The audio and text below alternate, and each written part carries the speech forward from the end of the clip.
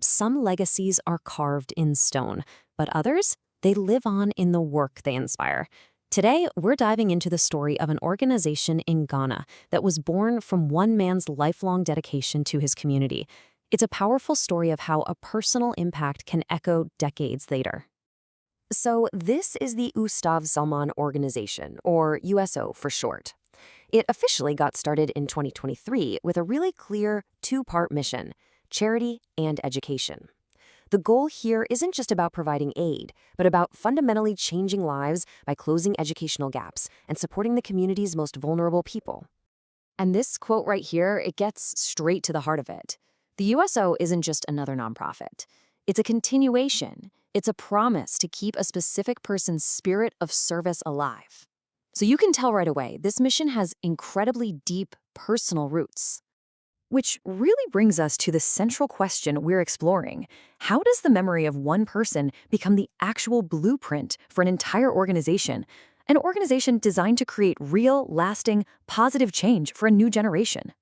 Okay, so to really get a handle on the organization, we have to first understand the man who inspired it all, USTAZ Salman. Who was he, and what was it about him that made his impact so incredibly lasting? Now, take a look at this timeline. This is pretty wild. USTAZ Salman passed away back in 1980. The organization in his name wasn't founded until 2023.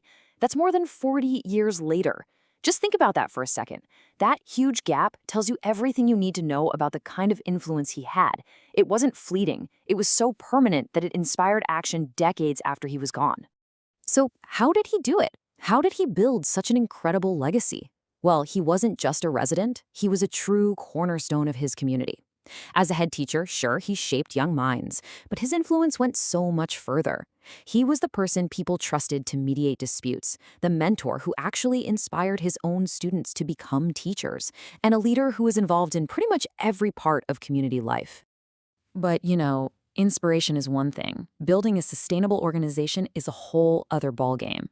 So how did they translate this powerful personal legacy into a formal structure? How do you take the spirit of one person and turn it into a mission that can actually last? Well, it all starts with a vision that's a direct reflection of his values. The organization is aiming for a world where everyone, it doesn't matter what their background is, has access to quality education and opportunities. This focus on empowerment through learning is a direct line from USTAZ Salman's own life's work as a teacher. And they break that huge vision down into this really clear 4-point mission.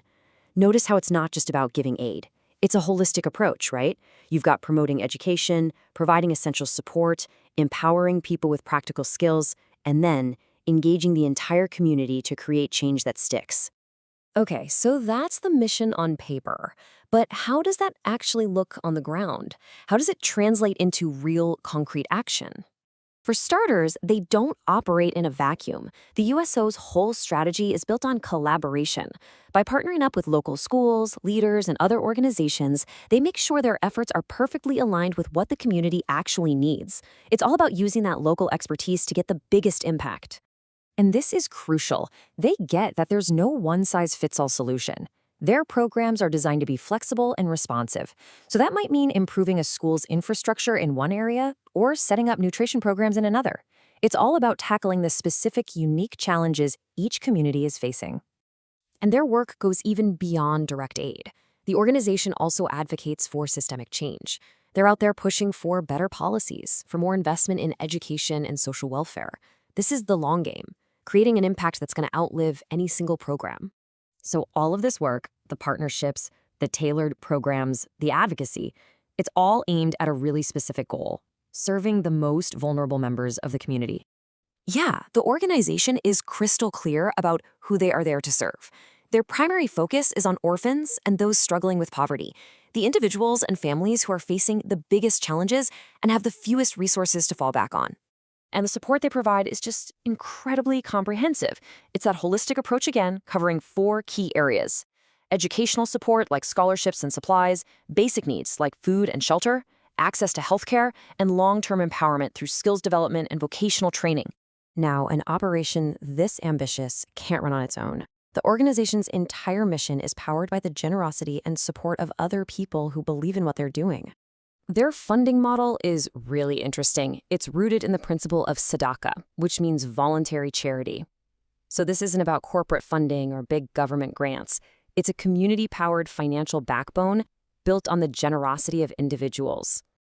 And for anyone who's inspired by this mission, the organization is super accessible. The founder and director, Associate Professor Dr. Ali Salman, who is actually USTAZ Salman's son, can be contacted directly if you want to learn more or offer support. Ultimately, the story of the USTAZ Salman organization is just this powerful reminder that a life dedicated to service doesn't really end.